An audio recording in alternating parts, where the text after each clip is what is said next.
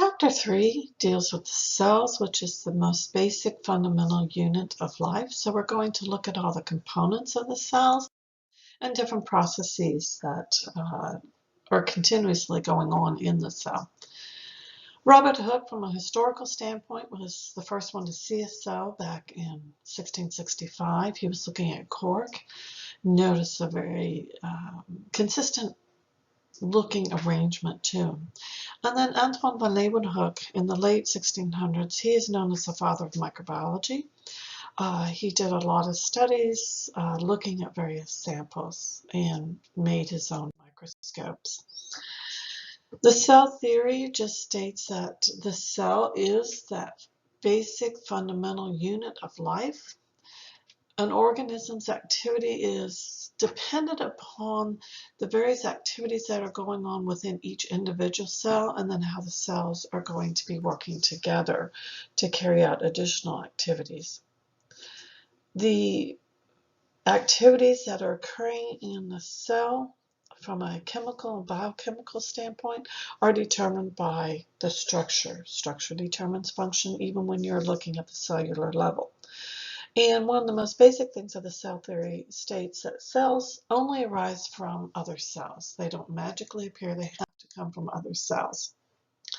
So cells have different structures, they have then different looks to them. So you can have cells that help to connect one part of the body to another part. They can line different membranes, so different openings, different cavities. So in the human body, we've got things like this, such as erythrocytes, or your red blood cells. You've got epithelial cells, such as here, and this fibroblasts are in your connective tissue. You have cells that will store nutrients, such as your fat cells here. You have cells involved with the immune system. They recognize foreign substances in the body and engulf and destroy them. That would be a macrophage. You have cells for reproduction. You have some cells which are able to contract and whose purpose is to provide movement. And then you have some cells, such as a nerve cell, whose purpose is to gather information and help to control ultimately different functions. In terms of sizes of cells, they come in all different shapes and sizes. You do have things such as, on the scale here, some cells that you can see with the unaided eye. The chicken egg is considered a cell. Frog eggs, you can often see those with the unaided eye. With a light microscope, this is where most of the cells are that we are going to be looking at in this class. Plant cells tend to be larger than animal cells. Both plant and animal cells are much larger than, say, bacteria, which in turn are much larger than viruses. Viruses are way down in this area where you must use an electron microscope. So the cells do come in all shapes and sizes.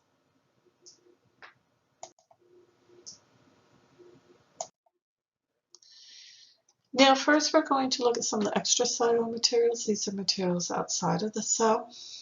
We have various body fluids. Ronaldo saw there's a lot of fluid. About 60% of the body mass is water. These body fluids are divided into different parts or different components. You have the interstitial fluid. This is fluid that's between the cells. You have cerebrospinal fluid, which is in the brain and also the spinal cord, helping to provide fluid. It helps to lubricate. It should not have any type of, certainly, foreign substance in it like bacteria. And then blood plasma is another one of the body fluids. Cellular secretions, these often assist with lubrication and digestion. Sometimes there are components that you may engulf that are too large to go across the cell membrane, and so the cell has to secrete different enzymes to break it from a very large compound into smaller components that then can be brought inside the cell. This extracellular matrix, commonly referred to as your cell glue, helps to hold everything together. Now, there's two basic categories of cells, eukaryotic cells and prokaryotic cells. animal cells are eukaryotic cells, so those are the ones that we're going to be looking at. They tend to be much more complex and larger than prokaryotic cells. One distinguishing feature of eukaryotic cells versus prokaryotes is that a eukaryotic cell does contain membrane-bound organelles. Those organelles will have very specific functions. And once again, it all works together for the overall functioning of the cell. Another distinguishing feature of eukaryotic cells is it does contain a nucleus. Now, all cells will have DNA. It just depends on where is it. In a eukaryotic cell, the DNA is inside the nucleus, which is inside the cell. So it has some extra protection. The DNA is separated from the cytoplasm. So in this representative cell of an animal cell, you can see in the very middle here, we do have the nucleus. This is where the DNA is enclosed in here. It is membrane bound, so there are these little pores, these little openings that allow materials to flow from the cytoplasm, which is outside the cell, into the nucleus, and things from the nucleus to move out through these pores. Inside the nucleus is the nucleolus, and this plays a role. It does produce ribosomal RNA, which is going to be needed later for protein synthesis. Chromosomes, that's your DNA. Now, there's a lot of organelles, as I said, outside of the nucleus. As you can see here is the smooth endoplasmic reticulum, the rough endoplasmic reticulum, the Golgi apparatus, the mitochondria. You have these other vesicles, some of them peroxisomes, some lysosomes, the centrioles, which are going to be used for cell division. And notice there is this outer membrane, that is your plasma membrane or your cell membrane, that separates the internal components of the cell from the external environment. So all cells will have a plasma membrane. Some cells will have an additional cell wall on the outside of the membrane, such as plant cells, fungal cells, bacterial cells, but animal cells, your cells do not. So we're going to look at all these various components of the cell. So in a very broad division, the structure of the cell, you've got that plasma membrane, you've got the cytoplasm, and then you have the nucleus. Membranes are going to help control what's able to move in and out of either the cell, or if you're looking at the membranes on a specific organelle, it controls what moves in and out of that organelle. What allows it to have a very specific function is directly related to the type of proteins that are embedded in that membrane or on the surface of the membrane. Now, membranes are described as having a phospholipid bilayer with these proteins that are embedded in them. It's also described as having a fluid mosaic model, which just means that molecules can kind of drift in and out of the membrane. There's some side-to-side motion in there as well, kind of like seaweed drifting back and forth. It's selectively semi-permeable, meaning only certain things are going to be allowed to pass through. Cholesterol is a compound that helps to stabilize the membrane, so it's necessary that you do have some cholesterol. This is a schematic drawing of a membrane. In this case, it is a plasma membrane or cell membrane. If you notice, here are your phospholipids, and it's a bilayer, so it's two layers of those phospholipids. If you remember from the chemistry, the tails are hydrophobic. They don't like each other, so they're going to point in towards each other. The heads are hydrophilic, meaning they do react with water, so they're going to be on the external surface of the membrane. So one side's pointing in the cell, one's pointing out of the cell if this is a cell membrane. All of these kind of purple structures here, these are all proteins that are, as I said, embedded in the membrane. And these smaller little yellow structures right here, that is cholesterol that's helping to stabilize. So when we say it's selectively permeable, once again, only certain things can move across the membrane. And when we say it's a fluid mosaic, it just means there's some side-to-side motion here. And once again, this is just another depiction of it. Hydrophobic, hydro means water, phobic is fear, so remember that means the center portion here is hydrophobic, and that's going to play a big role in helping to determine what can pass through and what cannot. If something is readily dissolved in water, it's going to have problems passing through the hydrophobic section. So there's lots of different types of cells and different characteristics of these different types of cells. Some of that's going to be determined by, once again, the membrane proteins. And within a cell, some of the organelles have membrane. They're membrane-bound organelles. So their membrane is also this phospholipid bilayer, and the proteins that are embedded in those often give the very unique characteristics for that particular organelle. Another thing I want to point out here is this is on the inside of the cell down here. And so you'll notice that we have the cytoskeleton filaments here, helping to stabilize everything. Once again, cholesterol here. An integrin is a protein that does extend the entire width of the membrane. And then you have submembranes that are, or proteins, excuse me, that are extending out on the outer surface of the membrane. A glycoprotein's right here. That just means it has a sugar attached to the protein. Here you've got a sugar attached to a lipid. And this is the extracellular matrix. When I mentioned that you've got materials outside the cell, that's what all of this is.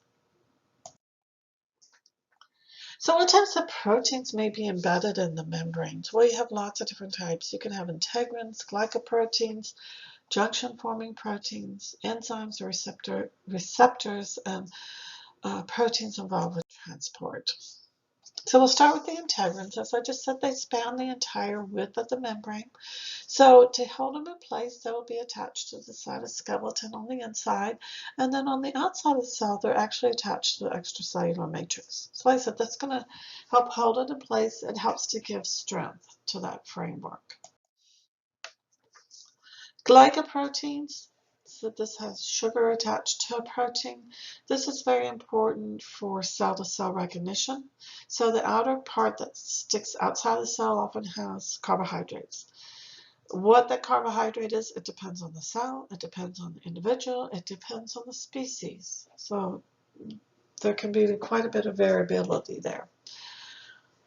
Glycoproteins are really important because it allows for the cell-to-cell recognition.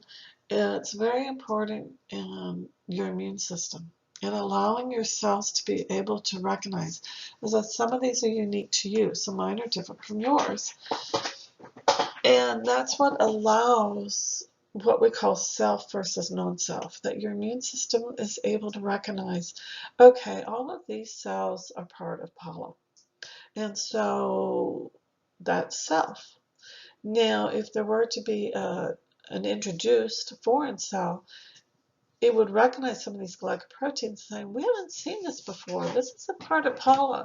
So that is non-self, and they are programmed to basically seek out and destroy that. It doesn't distinguish between, oh, that is some pine pollen, which isn't going to kill her, versus, oh, this is a bacteria. This is salmonella, which could make her really sick. It just sees it as non-self, and it will attack and destroy it. And you'll study a lot more about how that works when AMP2 you study the immune system, but just know that it has to do with these glycoproteins. Junction-forming proteins. There are in animal cells 3 main types of junctions, and they're formed by proteins. There are tight junctions, anchoring junctions, and gap junctions. The tight junctions help to form a seal around the cell, which helps to prevent leaking of extracellular fluid. You don't want to have this fluid loss. Anchoring junctions, also known as desmosomes, help fasten the cells together. They're kind of like rivets, if you want to think of that. And then the gap or the communication junctions, these are pores between cells. And this picture depicts the different types of them. So you've got your tight junctions. Here's those anchoring, like I said, they're kind of like rivets holding the cells together. And then the gap junctions are literally pores. So you can have communication, essentially, between adjacent cells. Enzymes. Enzymes are a class of proteins or a group of proteins. They act as a catalyst. That means we've talked a little bit about them previously, how they will speed up the rate of a reaction, excuse me, without being used up itself in that reaction. Oftentimes in a chemical reaction, each step has its own specific enzyme. So they have to oftentimes work together and in a specific order. So oftentimes what you're trying to do is you have your first substrate, it's going to bind to an enzyme and it produces this product, which now becomes a substrate for a second enzyme, and then it produces the final product. But this has to occur in this order. And so we'll see that a lot with specific chemical reactions. Enzymes tend to be very, very specific for which substrate they will act on. Receptors, these are proteins. They typically think of them as like a messenger. They're receiving the message from another cell and then will communicate that message now to the internal part of the cell that it bounds to. It has a very special shape to it that's unique to that message. It's kind of like a docking center, if you will. So here comes the message. Here's your receptor protein. So it's receiving the message, and then it in turn acts kind of like a message to say, okay, we need to activate something inside the cell. One way of looking at this is to keep in mind that whenever you have, in this case, a messenger comes in, this is going to be very specific that it will bind in this spot. But whenever you have binding, you have a shape change. So when the message right here binds to the receptor, it's going to cause this shape change of that receptor, which then activates this, which causes a shape change, which activates this, which causes a shape change, and then finally activates your final molecule. So once again, it has to occur in a certain sequence. But that receptor, see how it's sticking out, protruding some on the external surface of the membrane so that it can bind to this molecule. Transports. A lot of ions that are soluble in water, therefore will not be soluble in lipid. You're either soluble in water or you're soluble in lipids. Water and fats don't mix. So if you can't mix with the lipid, which is what the membrane is composed of, those phospholipid bilayers, if you can't mix with that, you're going to have problems, as I said earlier, crossing that membrane. So how are you going to get across? Well, oftentimes you may need help from transport proteins. And so there's different types of transport proteins. Some of them are like this protein that's here on the left, where there's actually a pore through the middle of it. Think of it like somebody stuck a straw through the membrane, and now in the middle here, this little open channel, that is hydrophilic, so these substances could flow through. Some of them, instead of being a continuous open like channel, it's what we call a gate. And so this is still the protein. You have your substance come in, it's going to bind once again, and that binding then a shape change, and it's like it opens a gate. Now this oftentimes requires ATP, which is energy. So there's different types of transport, what we call passive transport versus active transport. The difference between them is that passive transport does not require energy. Why? Because your substance is what we say moving down its concentration gradient. Well, great, what does that mean? It just means it's moving from an area of high concentration to an area of low concentration. A gradient means you have different concentrations. Which way is it going to move? From a chemical standpoint, things always want to go from high concentration to low concentration. That's the way it naturally wants to go. So you don't have to put any energy into it for this to happen. Now, active transport does require energy. Why? Because you're going against that concentration gradient. You're trying to go from an area of low concentration to an area of high concentration. It doesn't want to go that way. So that concentration gradient, remember you're talking about the concentration or the density of a chemical in a certain area. Now with passive transport, there's three main types that we see in biology: diffusion, osmosis, and facilitated diffusion. Diffusion, because it's passive, it doesn't require any energy, and you are simply moving things from an area of high concentration to a low concentration, and this will continue until you reach equilibrium. So this is showing here, and you can try this at home if you want. If you just take a glass or whatever container you have and put water in it, and then put 1 drop of food coloring. Just let it sit, don't mix it up. Well, the drop has a lot of the dye in it, right? The rest of the water doesn't. So here's all this dye. Just leave it sit. Now this is showing with a membrane to simulate a cell that you would have this membrane. In purposes of doing this in your home, like I say, just use a glass of water and some food coloring. 1 drop. And what happens? Just let it sit. And notice that the drops are moving from this left-hand side over to the right-hand side. Why? Because it's high concentration on the left, low concentration on the right. So it's naturally going to want to move until you reach equilibrium. So your food dye in your water, do you have to stir it up? Do you have to heat it up? No. If you just, well, if you're impatient, you might want to stir it up. But, for purposes of this, just let it sit and come back to it later. And you'll notice that it will eventually spread until it reaches equilibrium. That's all diffusion is. If you have 2 or more substances, each one will diffuse down its own concentration gradient, independent of each other. And one of the best examples in the human body is in the lungs. When you inhale, atmospheric air is very high in oxygen, low in carbon dioxide.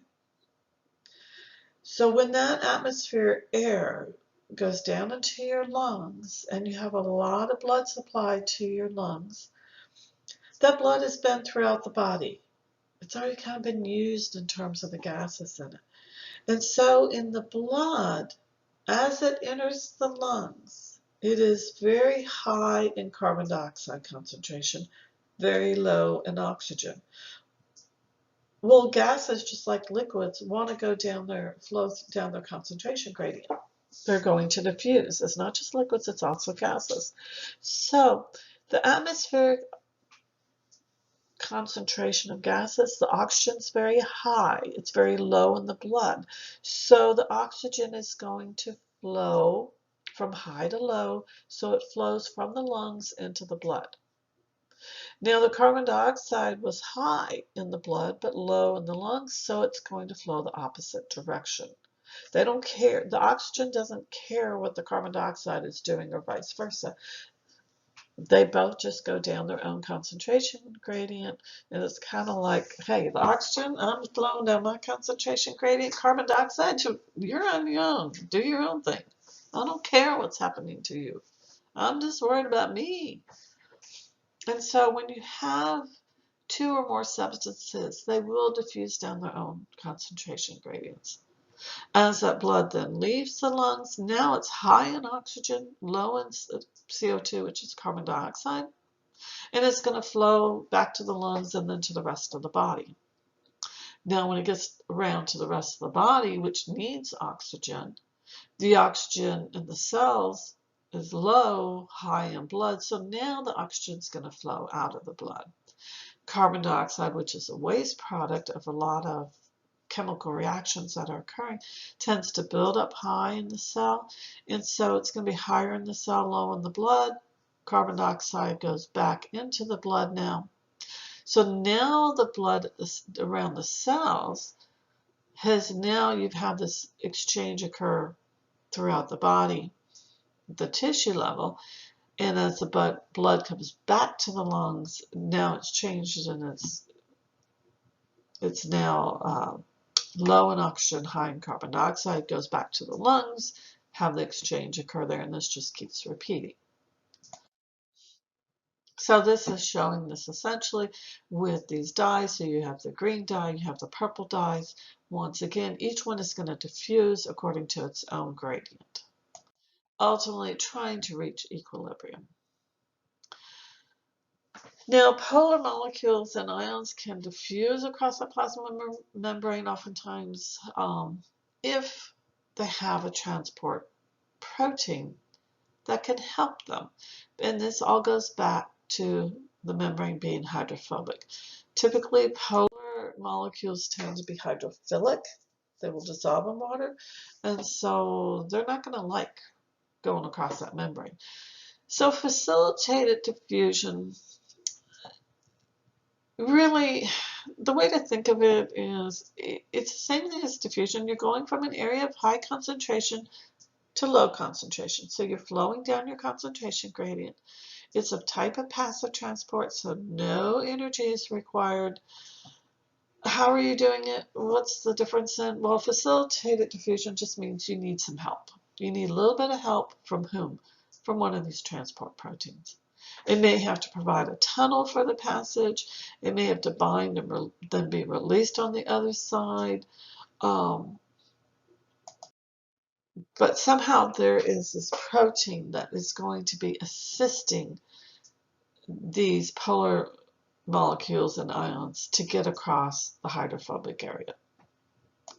So if it can move by itself, it's diffusion. If it needs help with the protein, then it's facilitated diffusion.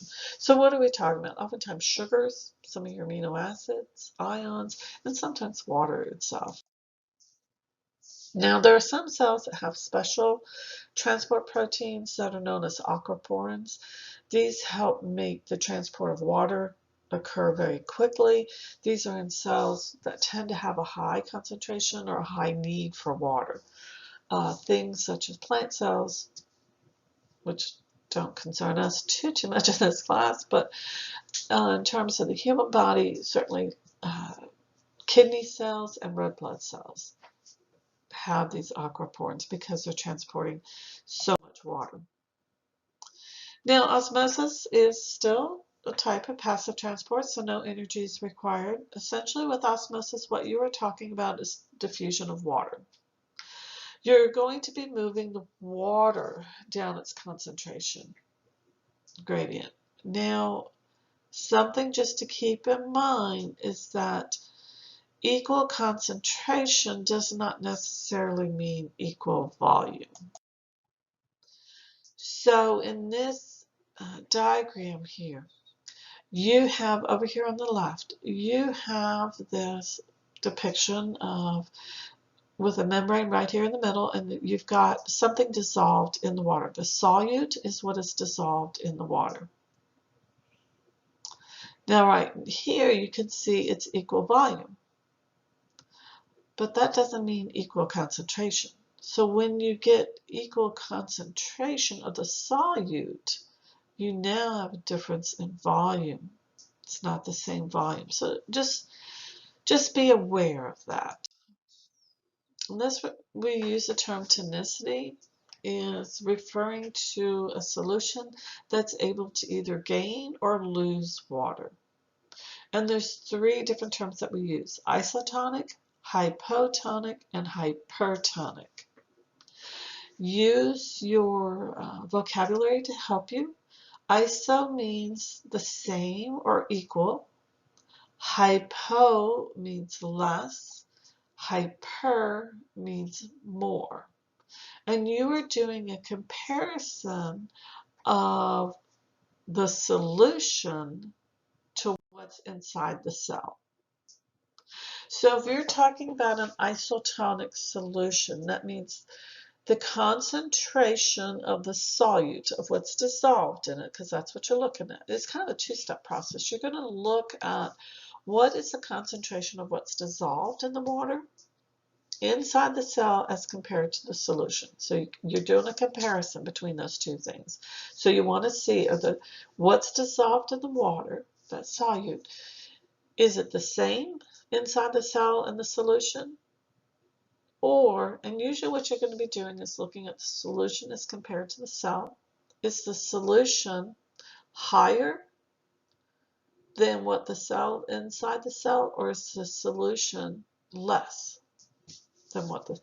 Now, once you've determined that, then you can figure out which way is the water moving. Is the water going to be flowing into the cell or out of the cell, or is it going to be equal?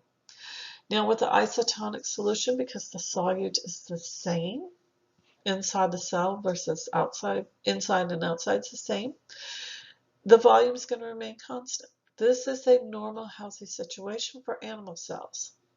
For plant cells, the plant's going to be limp. For humans, the isotonic solution is 0.89% sodium chloride. That is what saline solution is. Now, just to give you some practical applications of this, if you wear contacts, you know when you first got the contacts, you were told to rinse the contacts with saline solution. Now I'm talking about what you were told when you first got them, and I'm not talking about what you may actually do, because we know a lot of times people kind of forget about that. Why were you told to rinse them in saline solution and not just tap water? Well, saline solution is isotonic, so it's equal to what your cells are. You're taking your contact and you are putting that right against your eye. You don't want it to end up drying your eyes out. And so you want it to be equal. That's why you're using a saline solution. Some of you have medical experience already. Some of you do not, which is fine. But all of you at some point or another have watched, if nothing else, a movie or a TV show. Doesn't matter which one it is. You've had some, either a catastrophe or maybe it's just an accident or someone's sick. Anyway, they're wheeling a patient into the ER and everyone's rushing about.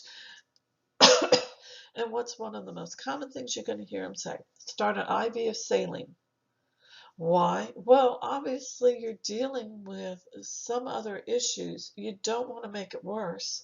So saline solution is equal to what your cells is the normal situation for animal cells, which of course we are. So now what about a hypotonic solution? Hypo means less. So this means the solute concentration outside the cell is less than what's inside the cell. And what's going to happen is the water wants to move towards wherever the higher solute concentration is. So if it's higher inside the cell, the water is going to move inside the cell. It's less outside, all that water then is going to move inside the cell. So what happens to animal cells? Well, you've got the water moving in and it's trying to reach equilibrium and it keeps moving in. Well, what happens to that poor cell? It starts swelling up and it can only swell so much. It's like when you blow a balloon up. It can only get so much bigger before eventually it's going to burst. For plant cells, because they have a cell wall, it keeps the cell from bursting. And this is actually a healthy state for a plant. A hypertonic solution means that the solute concentration outside of the cell is greater than what's inside the cell. So the water is going to move towards that higher concentration, which is outside the cell, so that means the water is flowing out of the cell. And what happens? The water is flowing out. It keeps flowing out, trying to reach equilibrium, and the cell's losing water. It's going to shrivel up. Plant cells, same type thing. The water is going to shrivel up, and that's when the plant starts to wilt. So this diagram is showing Plant cells on the bottom, animal cells on top. As I said, isotonic solution. This is a normal situation, nice healthy cell. Hypotonic solution, the cell's going to burst or lyse. And then the hypertonic solution is going to shrivel or crenate. It's the term we use. Osmoregulation, this controls the amount of water uptake that's necessary for animals to survive when they are in either hypertonic or hypotonic solutions. Now, active transport does require energy because you're moving against that concentration gradient. If we say it requires energy, you should be thinking ATP because that's where usually the energy is going to come from. So why would you expend energy to move something where it doesn't want to go?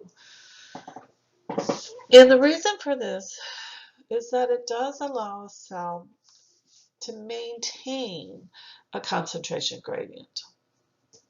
One of the best examples are with the sodium and potassium. Under most conditions with cells, the level of concentration of your potassium is higher inside the cell than outside.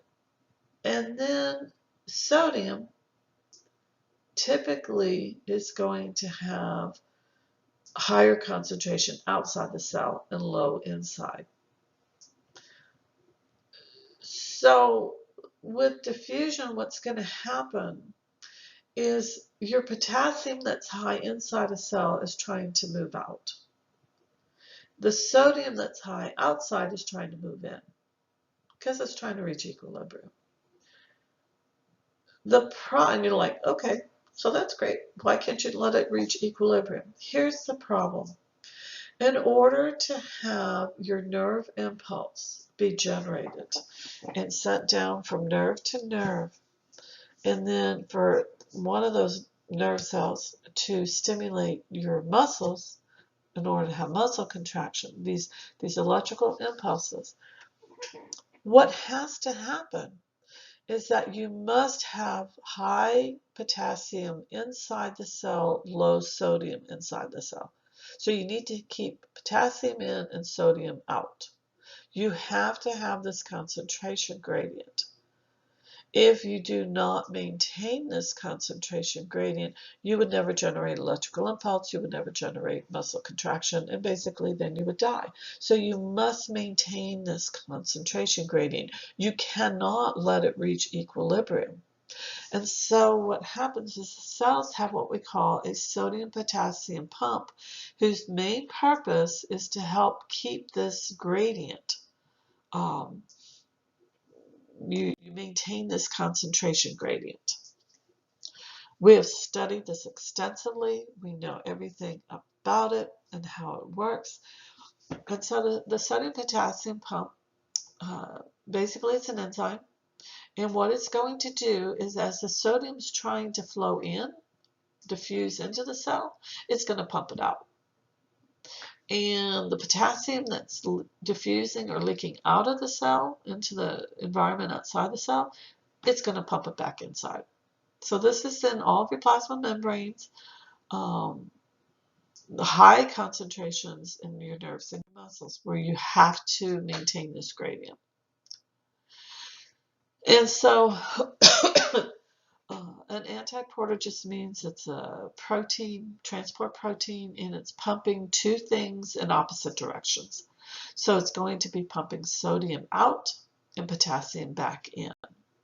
Because it's pumping it against the concentration gradient, it is going to require energy because it's moving it where it doesn't want to go.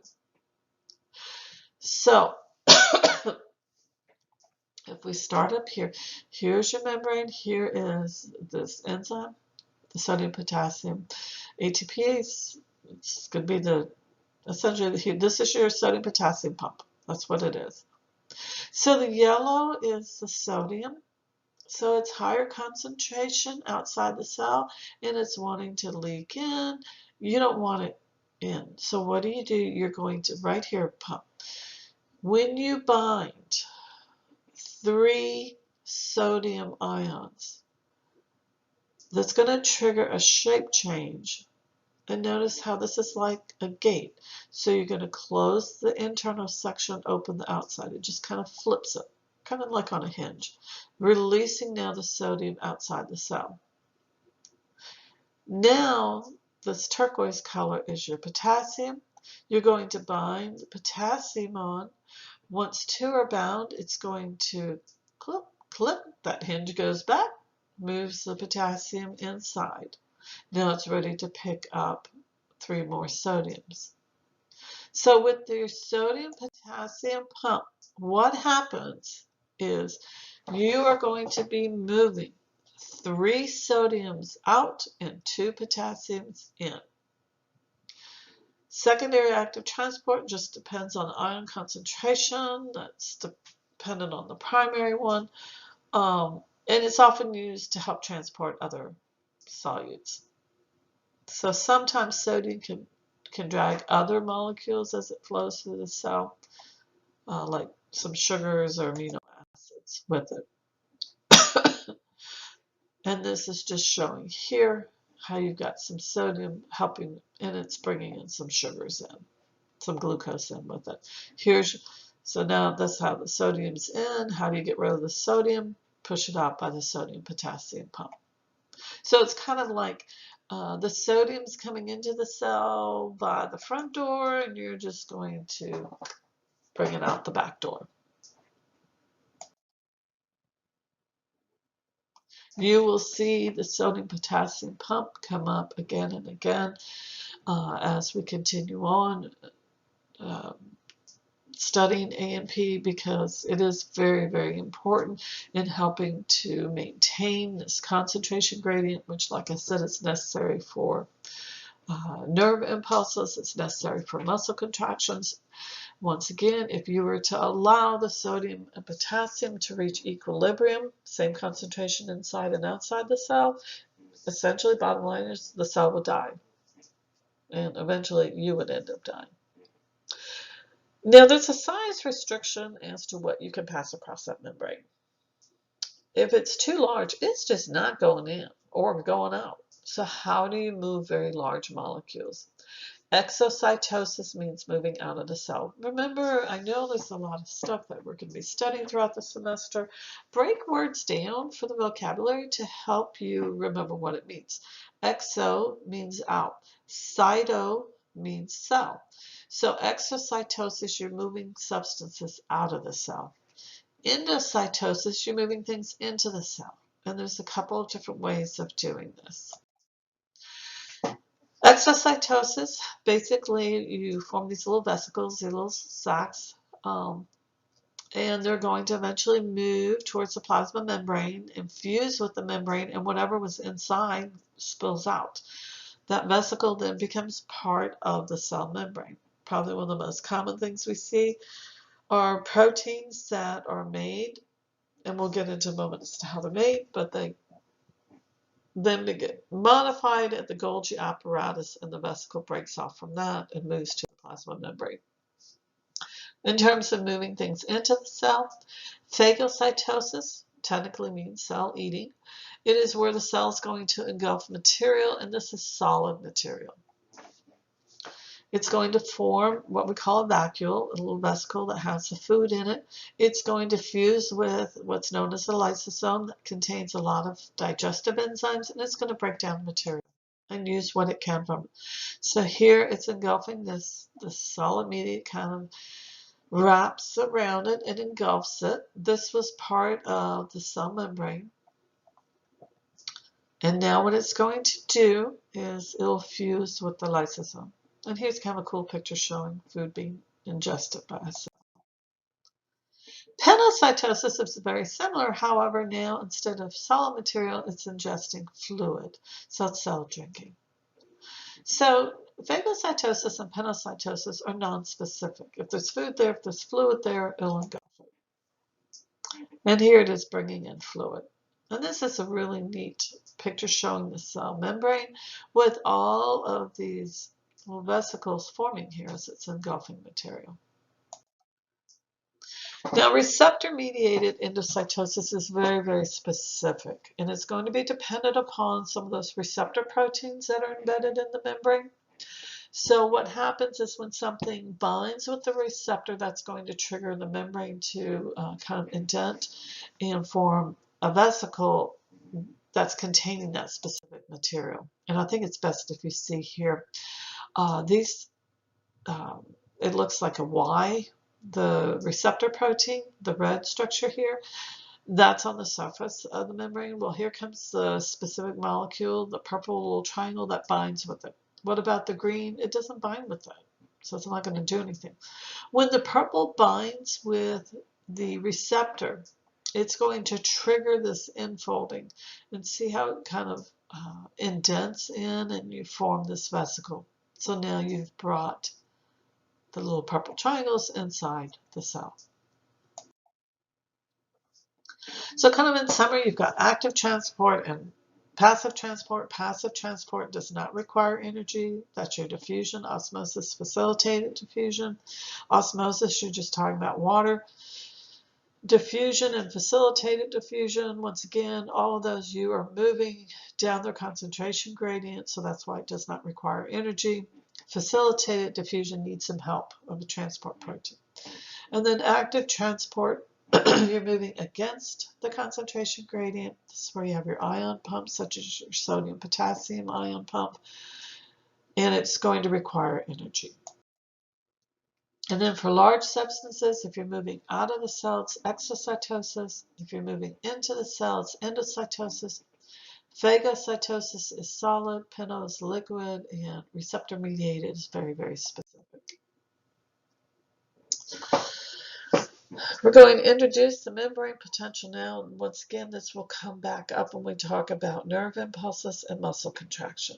But the resting membrane potential, the RMP, basically what this is saying is because you've got your membrane that is separating things inside the cell from outside the cell.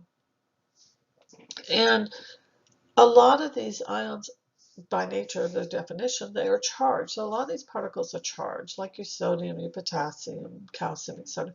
They have a charge to them. Well, what happens is you may have one charge on the inside of the cell and a different charge on the outside of the cell. And this is what we say is polarized. The cell becomes polarized. In a nutshell, what all of this is saying right here is that inside the cell, for most cells, it is going to have a slightly negative charge than outside the cell. And why is that? You tend to have potassium on the inside of the cell, which has a +1 charge. But sometimes you also have chlorine inside the cell. And outside the cell, you have a lot of sodium, which is a +1 charge. You have calcium, which is a +2 charge. So you have more plus charge outside the cell than what's inside the cell. So along the membrane, we can actually measure what those charges are and measure what the voltage is, the difference between the points. And depending on the cell, it ranges from -50 to -100 millivolts. One of the big players is going to be potassium in helping to determine what that resting membrane potential is. Potassium tends to diffuse out of the cell. There's some channels where it can leak out. So normally it's higher inside the cell, but remember your sodium potassium pump is trying to bring it back in. Well, that +1 potassium charge is leaking out, but your negatively charged proteins can't leave. So they're stuck inside. So that's making it more and more negative. Now with the sodium potassium pump, you're trying to bring potassium back in, but it's still not equal. So the bottom line is, once again, most cells have a resting membrane potential around -90 millivolts. So now that the key player is potassium, know that most cells at resting potential is around minus 90 millivolts. What does that mean? That means that the inside is slightly negative. Sodium is going to play a role because it's on the outside. Yes, it's going to be attracted to the inside because opposite charges attract.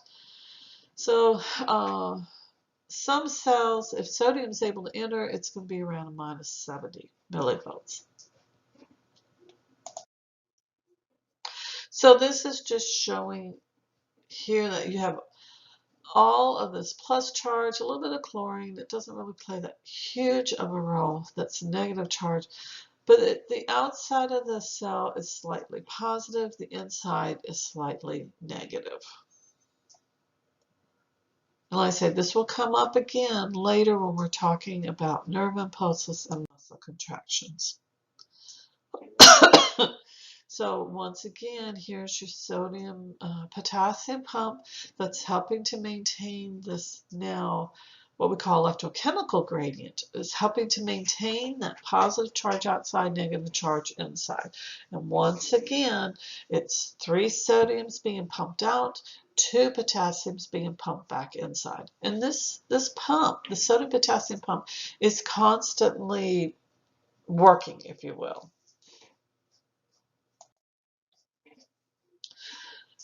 Every cell has thousands of different glycoprotein adhesion molecules that are sticking out from the membrane. What's the purpose of them? Well, to help to attach the extracellular matrix or help cells attach to each other. It's helping to assist in cells moving past one another.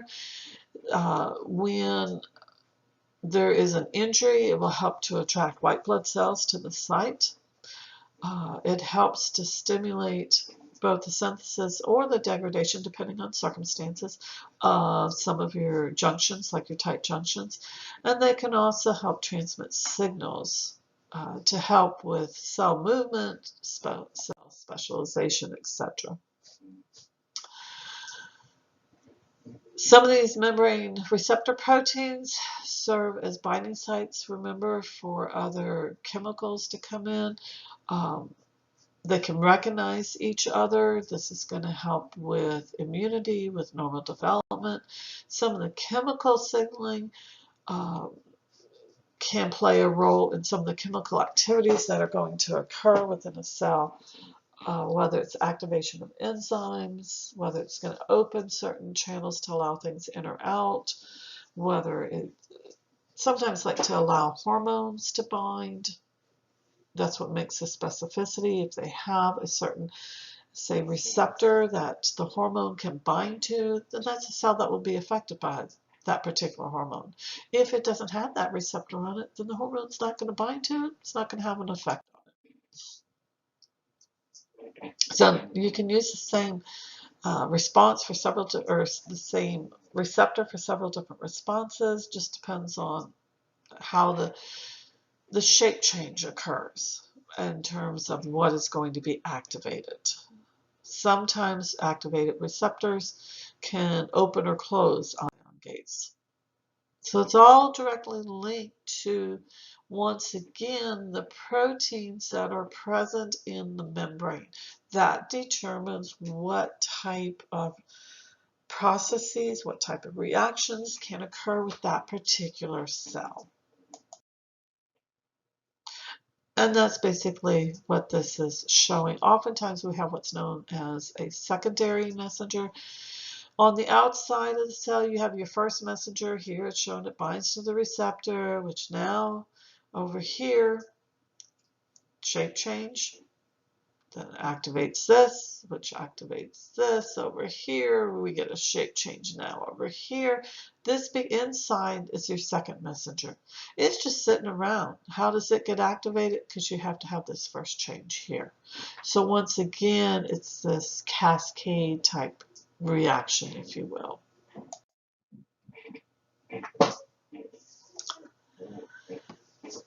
That's all looking at the membrane. Now we get to move to the cytoplasm. The cytoplasm is all that material that's inside the cell, but not in the nucleus. It's composed of cytosol, which is a solution. They say cytosol was mostly water. Well, it is made up of water. It also has things such as proteins, salts, and sugars in it. It's kind of almost like a gel-like solution. It is comprised also of inclusions. These are insoluble molecules. It depends on the type of cell you're looking at. There may be crystals, there may be pigments. It just depends on the specific cell. And then you've got your organelles. Your organelles, as I mentioned earlier, are structures that are inside the cell that have a very specialized function. We look at these organelles that are present in the cytoplasm. Some of them are membrane bound, some of them are not. The non-membrane bound ones are things such as your ribosomes, cytoskeleton, and centrioles. The membrane bound ones, which are only found in your eukaryotic cells, are things such as your mitochondria, the endoplasmic reticulum, Golgi apparatus, peroxisomes, and lysosomes. Now, an advantage of having the membranes bound ones, it allows for what we call compartmentalization. It allows for these specialized functions to occur, maybe in a slightly different environment than the rest of the cell, and that optimizes conditions for things to work out. One way of looking at it is, say if you look at my house, you have different rooms in your house. Different rooms have different functions. The function of the kitchen is very different than the function of your family room. Well, the environment might be very different as well for that. And so different environment allows for different processes to occur. I used to always say I have 3 kids, and we'll just say that my son's environment growing up in his room was very, very different than my youngest daughter in the environment in her room. It's the same type thing with the cell. The environment inside the mitochondria might be very different than that in the Golgi apparatus. Well, that allows for the different processes to occur there. So we start off with the mitochondria.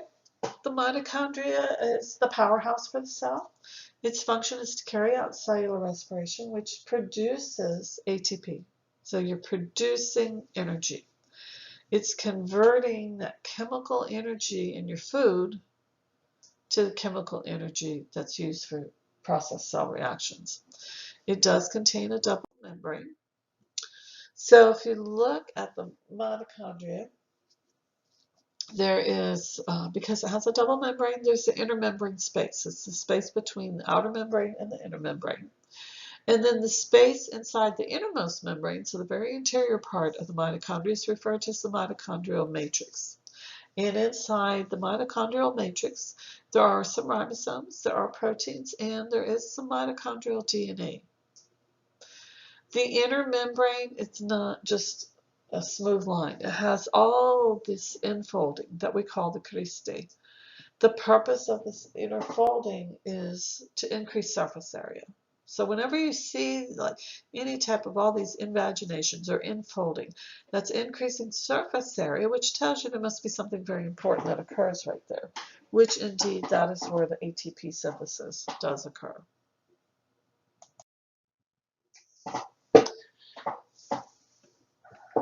So if we look at this schematic drawing here, here's an electron micrograph.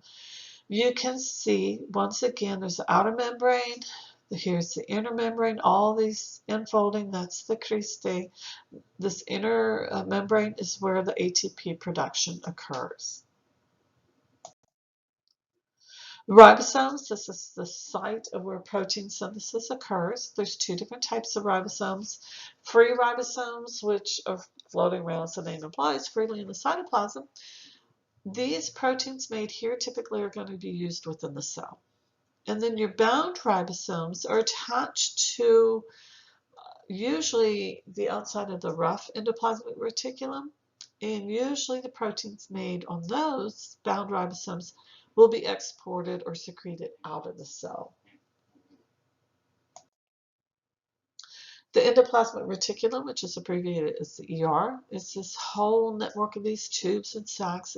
It does start at the nuclear envelope and then extends out from that. There's two types, smooth and rough. Your smooth ER, the surface of it is smooth. There's nothing attached to it.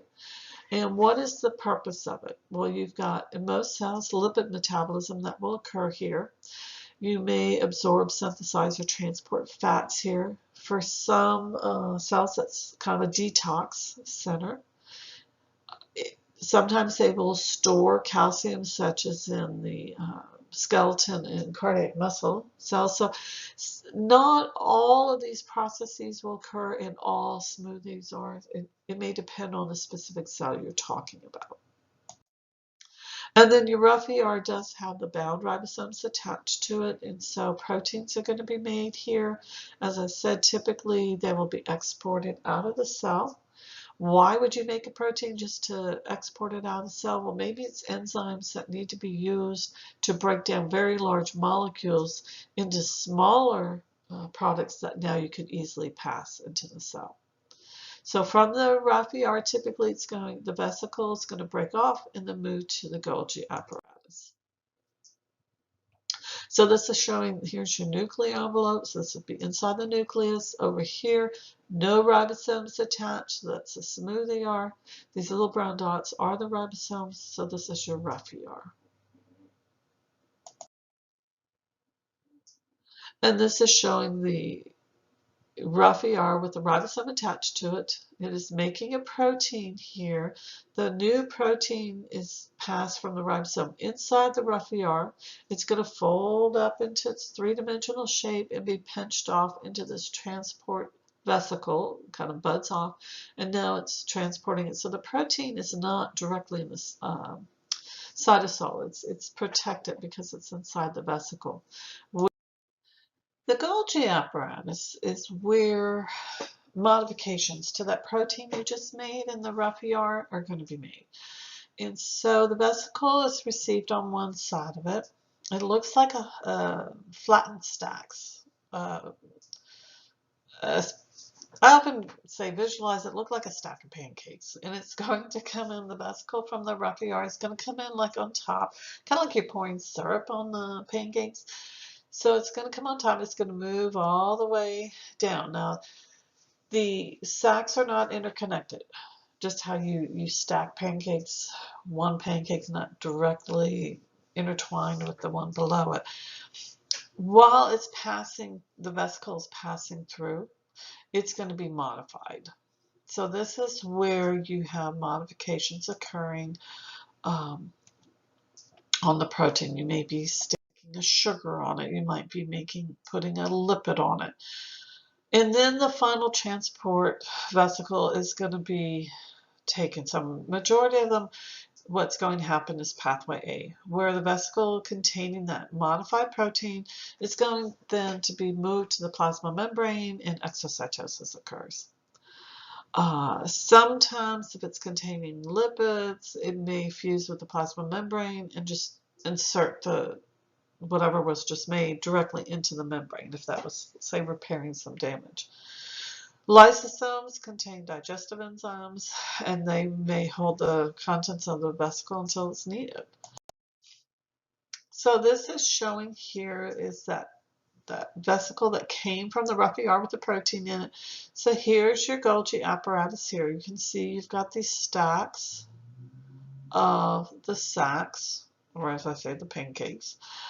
And then the vesicle comes in, it fuses. As it moves down, eventually it will be released on the other end. Modifications are complete now. Peroxisomes, these are used for breaking down fatty acids, breaking down hydrogen peroxide, which is H2O2, helping to detox alcohol and other various toxic compounds that have come into the cell. Your lysosomes, I mentioned these just a bit ago. These are a sac that contain highly digestive enzymes, so it's referred to as your recycling center. It will break down any food material.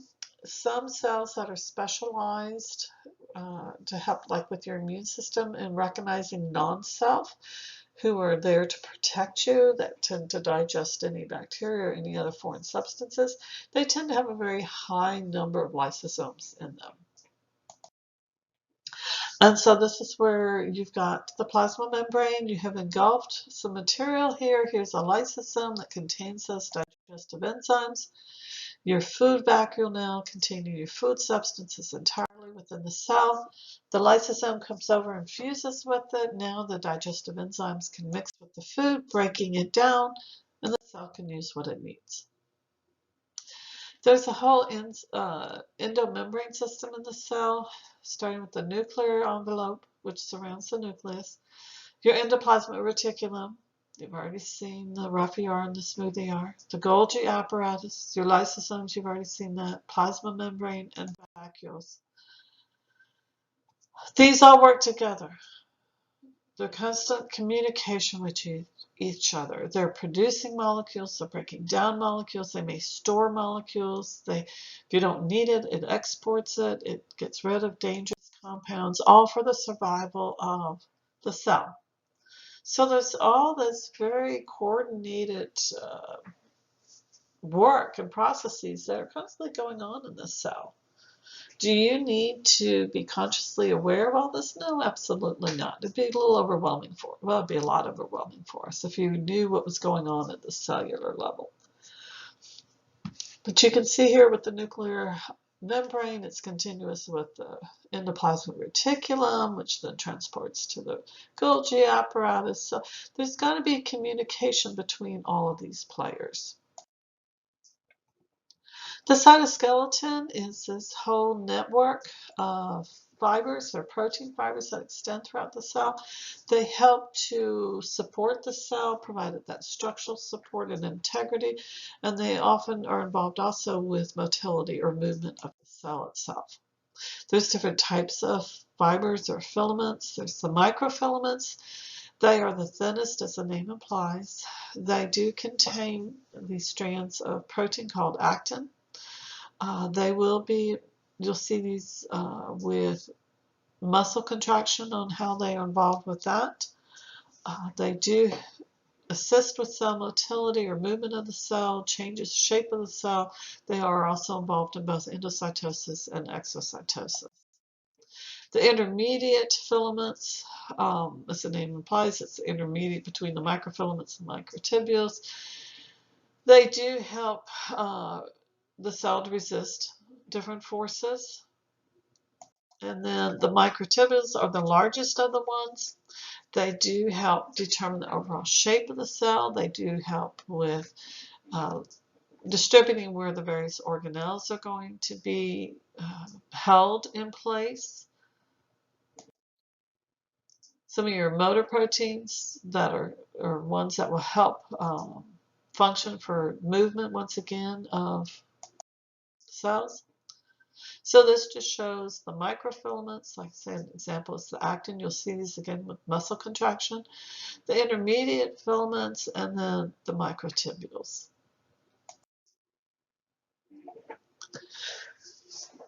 The centrosome and centrioles.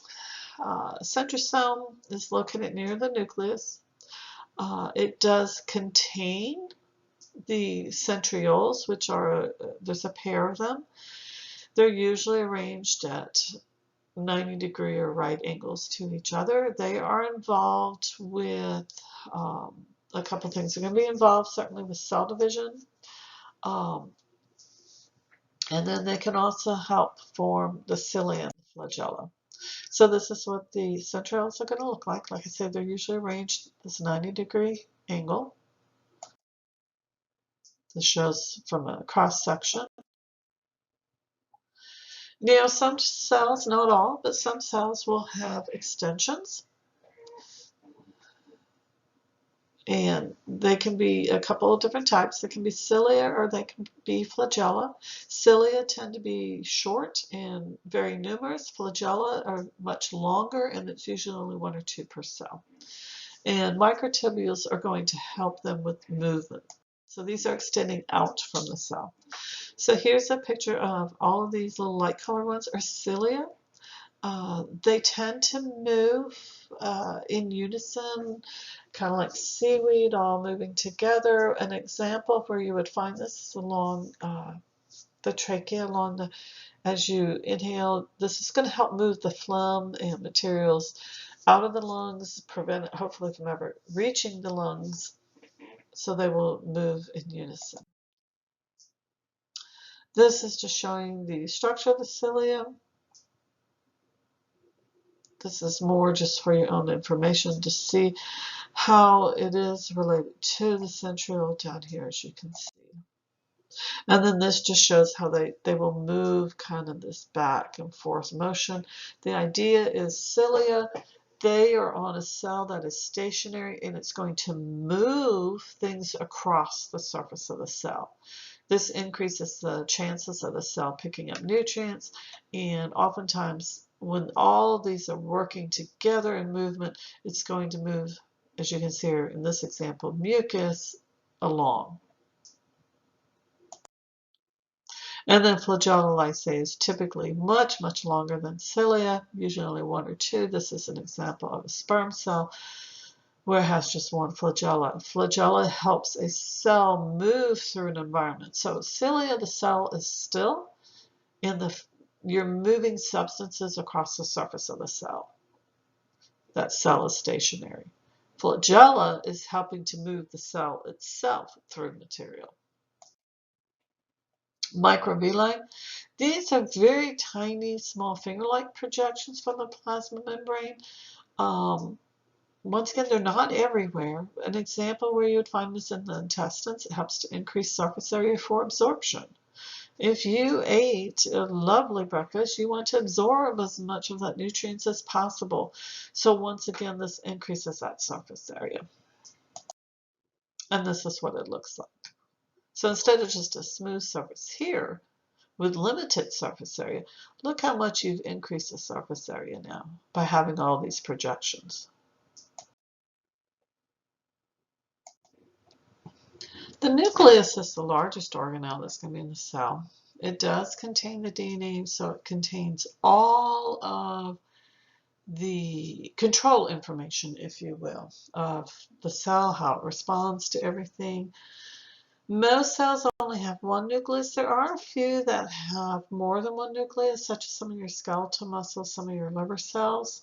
If it has more than one nucleus, it's called multinucleate. And then your mature red blood cells do not have a nucleus at all, so they are referred to as anucleate. There's three main structures of a nucleus. There is the nuclear envelope, the nucleolus, and then the chromatin. So this is showing the schematic drawing of the nucleus. So here's your nuclear envelope that separates the internal portion of the nucleus from the external portion. It does contain pores. So this whole thing is the nucleus. This is the nuclear envelope. Here's the nucleolus inside the nucleus, and then the chromatin, which is your DNA, is inside. The nucleolus, this is the site where ribosomal RNA synthesis occurs. Once rRNA is synthesized, it will be transported out of the nucleus. It's going to bind to certain proteins to help form your ribosomes. The nuclear envelope is a double membrane protecting the whole nucleus protects the DNA. It's just an extra layer of protection for it. It does contain these openings or pores that allow substances to move in and out of the nucleus, because if this is the control center, it needs to have communication abilities with the outside of the cell, so it knows what's going on and what it needs to do next. So the pores allow things to move in and out of the nucleus. And this is just showing the orientation of it once again. And this picture is, okay, for a science nerd, is really kind of cool because you can see actually some of these pores, which is really neat. The chromatin, this is essentially the DNA. The DNA is going to be wrapped around some proteins, which are known as histones. The DNA, we tend to use different terms. When the DNA, this long strand, when it's tightly condensed, so tightly coiled up around these histone proteins, we call it chromatin. When we stretch that strand out, then we call it chromosomes. And when the cell goes through cell division, it'll be in the chromosome form. All of it is DNA. It's just a way for us to distinguish what form the DNA is in. And so think of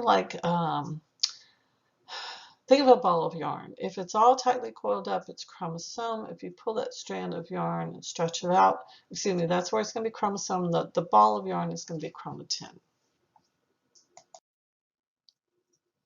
So you can see here how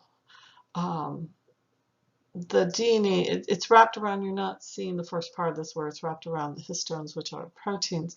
But then you tightly coil this up and make these long strands and tightly coil it up till when it's tightly condensed, it is called the chromatin.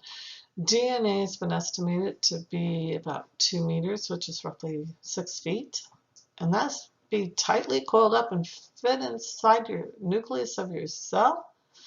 Ultimately, DNA of eukaryotic cells is linear.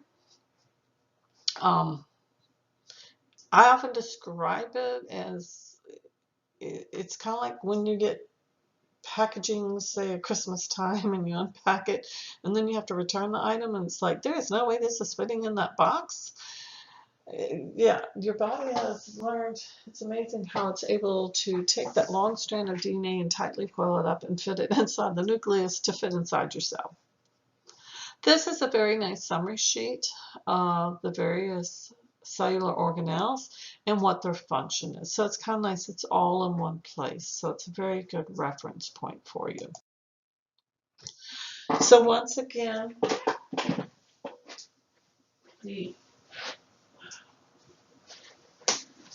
excuse me as I try to make these recordings with my cat who wants to be a part of it. The chromatin, like I said, is the DNA and the protein when it's in the long, thin fibers. You cannot see it with the unaided eye when it's in the chromatin form. The chromosome is when it is condensed, and you can see the chromosome form when you're looking at a microscope. DNA will be in the chromosome form during mitosis and meiosis, which are types of nuclear division. And then sister chromatids, I know we have a lot of vocabulary that sounds very, very similar. This is where you have started the process of DNA replication. So you had your original DNA, you've made a copy of it, and those two strands are still joined together at what's known as the centromere. So this is showing you have your DNA. So now, which is what the chromosome is, it went through DNA replication. The centromere is where it's the center point right here where each one of these are referred to as sister chromatids because one's the exact copy of the other. And the centromere, so think of them as identical twins if you want. They're still attached right here at the centromere. So that's where they're still attached. This is now the cell is going to go through cell division, but initially the DNA is still attached. The one copy is attached to the identical copy of it. So that's what you call the chromatids. They will eventually separate. So when we look at the life cycle of a cell, of course we're going to divide it into different parts. First, two parts of cell cycle are interphase and the mitotic phase. Interphase is the portion of the cell life cycle where the cell's going to spend most of its time. So a brand new cell, newly formed cell, will initially start off in interphase. It's going to be growing. It's carrying out all kinds of chemical reactions. Like I said, this is where it will spend most of its time. At the end of a cell life cycle, it will pass through the mitotic phase, which is when cell division occurs. And you will go from one cell to two cells. So an interphase, as I just said, most of the time is going to be spent here. It's a period where you have a lot of metabolic activity. And what do I mean by that? You have got all kinds of chemical reactions occurring. You're making proteins, you're breaking down sugars. Exactly which reactions are occurring, it depends on what the cell is, what the needs are at that particular time, which might change in 10 minutes. Interphase is divided into three small subdivisions: the G1, the S, and the G2. The G1 stands for the first gap. This is where you have a brand new cell enters into that G1. You have a lot of cell growth occurring. The S phase, the most important thing that occurs here is this is when DNA replication occurs. If ultimately you're going to go through cell division, each brand new cell needs to have its own copy of the DNA, which means you had to make that copy before you go through cell division. So this is when DNA replication occurs. And then G2 is the second gap. This is where cell growth continues, and you're going to be preparing for a cell division. And then the mitotic phase, which often is abbreviated just as the M phase, this is also subdivided into two parts: mitosis, which is when the chromosomes divide, and then cytokinesis, which is when the cytoplasm will divide. So you start here with a brand new cell. The green area here is interphase. As you can see, it is subdivided into G1, S, and G2. And then the mitotic phase, or the M phase, is subdivided into mitosis and cytokinesis.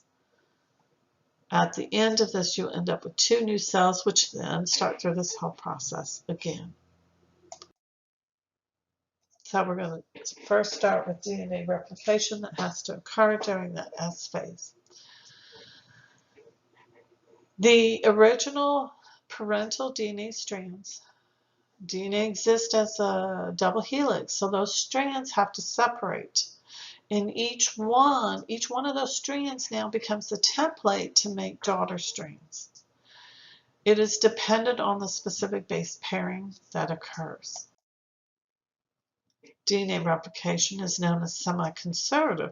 So what this means is that the DNA is going to separate.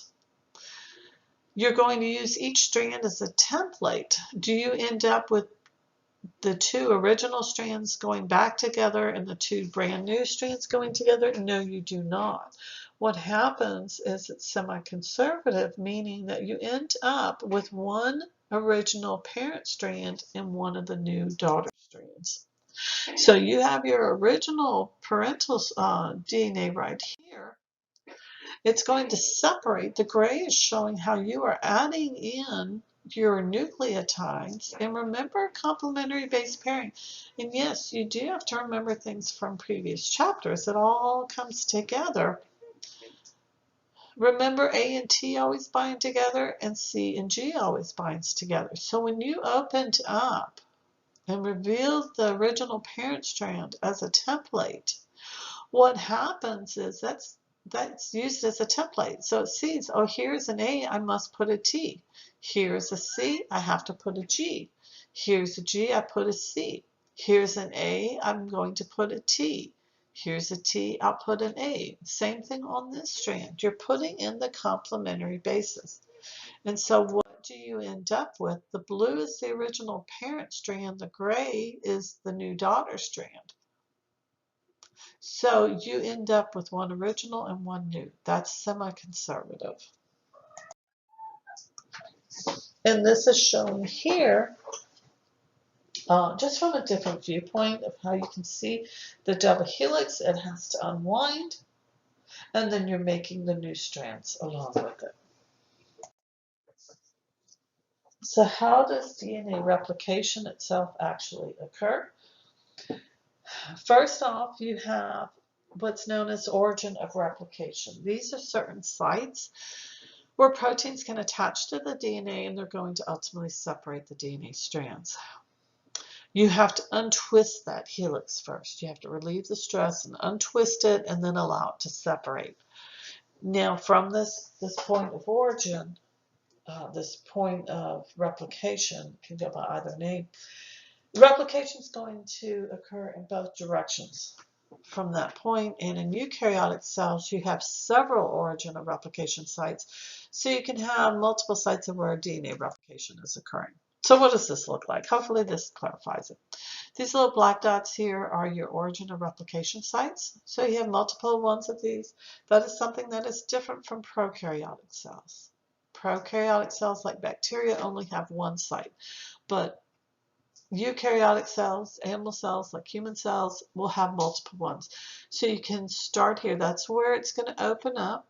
You can see the gray line. That is the new strand, new daughter strand. The blue is the original parent strand. But it's occurring in the DNA replication is occurring in both directions from that origin of replication site. And we actually call these replication bubbles. We give it a logical name. And they continue. As you can see, they're getting larger and larger until they merge together until you end up with two new strands. DNA polymerase is an enzyme that is involved with DNA replication. It's necessary for it. It is able to create the new strand by adding the appropriate bases. It can only work in one direction though. It can only add on to what's known as the 3' end. And this has to do with structurally when you look at the sugar. Remember, a nucleotide for DNA is you've got your phosphate group, your sugar group, and then your nitrogenous base. And so it has to do with the orientation of the sugar. Well, it can only add on the 3' end, so the strand grows only basically in one direction. DNA, remember, the strands are anti-parallel, so one strand's going in one direction, the other strands go in the opposite way. Because DNA polymerase can only read in one direction, it means that one strand is going to be made continuously, but the other one's going to be made in pieces that you then have to connect. So, as you can see here, the original parental, the same color coding, parental DNA is in blue. The new strand, the daughter strand, is going to be in gray. So, like I said, same color coding that you've seen throughout. So first you have to find that point of origin, open up, untwist. Now the parental strand is exposed to be used as a template. But remember the DNA polymerase, which is this large darker gray right here, this triangle-shaped molecule, that's the DNA polymerase. It can only read in one direction. So it has to read this way. So this one strand is made continuously. It can't read this direction. Okay, so what happens is as it opens up, it'll read here. Then it goes back. Oh, okay, now I can read here. Now as you open up here, it can read here. As you continue to open up this direction, it's going to come back here, and then we'll make a little piece here. So you're making all these little pieces. These little pieces of DNA, these little fragments are called Okazaki fragments. They need to be connected together, which they will be by this other enzyme that's known as DNA ligase. Often say it's kind of like your DNA superglue. You've got to connect right there. When the DNA polymerase here moves and starts over here on the next section, the DNA ligase will come here and connect those sections together. Now the DNA polymerase can also act as a proofreader, so it moves along. If it sees it's put the wrong base in, it's not the complementary base, it will remove it and then add the correct base. So it's just kind of, it's booking it. It's just reading that original parent strand, using that as a template, going, oh, here's an A, let me put a T. There's a G, I put a C. Here's a C, put a G. Here's a C, put a G. Here's an A, put a T. Here's an A, put a T. Here's a C, put an A. Oh, wait a minute. That's the wrong one. Back up, take that out, and put the correct base in. They have been able to estimate that DNA polymerase is adding bases at a rate of about 2,000 bases per second. So it is moving. So here's another picture that has it all in as a summary sheet. Hopefully this will help you to see that you have your original DNA over here. Um, you have your the point of origin was back here, but as you move along, you've got your helicases that have to untwist the DNA, open it up, so you're moving in actually from right to left. You're using the exposed bases on that parental strand as a template to add in the appropriate new bases here. Here's your DNA polymerase. As a new strand is being made, it twists up once it's done into double helix. And then this would be your lagging strand made in pieces. When this strand comes along, makes that section. By now this part has opened up. It's going to move over here and then do this. And like I said, the DNA ligase comes in and connects all those fragments together. So that all occurs during the S phase. Now your mitotic phase is divided into, remember, mitosis and cytokinesis. They are technically two separate events. Mitosis is when your chromosomes will divide, and then cytokinesis is when the cytoplasm division occurs. Now they are timed to end at the same time, but they technically are two separate events. The stages of mitosis, it is divided into 4 stages: prophase, metaphase, anaphase, and telophase. There are different ways of trying to remember this. Some people know it as PMAT. One way that I often teach it that helps college students remember it is pass me another tequila. Use whatever works for you. So what's occurring in all these different phases? Well, in prophase, the chromatin, remember that DNA, was kind of loosely stretched out. It's going to tightly condense up. Think of your yarn tightly going up into the ball of yarn, the skein of yarn now, into what's known as the chromosome. You do have 2 sister chromatids. Remember, DNA replication has already occurred, but those sister chromatids are attached to each other. The nucleolus is going to disappear. Your nuclear membrane is going to disappear. The centrosomes that have those centrioles inside, they start to move away from each other. They're going to start moving to opposite sides of the cell. And spindle fibers will begin to form. Where are they forming? From the centrioles. And they are going to attach to a protein that's known as the kinetochore. And we do have pictures of this in a moment. In metaphase, the kinetochore is in the middle where the chromatids, the 2 sister chromatids, in that centromere where they're still attached, that's where the kinetochore is. So a spindle fiber will attach to the chromatin on one end, and the other end is attached to the centrioles. In metaphase, think middle. The centrioles have now moved to opposite ends of the cell, and then the chromosomes are all lined up right down the middle of what we call the equatorial plate. Anaphase, think apart. The sister chromatids now are going to separate. How are they going to separate? Because the spindle fibers are going to contract and be pulling them apart, essentially. The cell's going to elongate a little bit. And then telophase is essentially the opposite of prophase. The nuclear envelope reappears, the nucleolus reappears, those chromosomes that were tightly coiled up, your ball of yarn, it's going to uncoil it back to the chromatin form, the long stretched out form. The spindle fibers are also going to disappear. Cytokinesis, as I said, is technically a separate event from mitosis, but it is timed so that it will end at the same time that telophase ends. It's the division of the cytoplasm. So when mitosis and cytokinesis have completed, what do you have? You will have 2 new daughter cells They are identical to each other. And when I say identical, I mean genetically identical to each other, and they are genetically identical to that original parent cell. So this is showing here interphase technically is not a part of mitosis, but this is where the cell was growing. You can see here you've got your nucleus with the chromatin in it. Here's your nucleolus.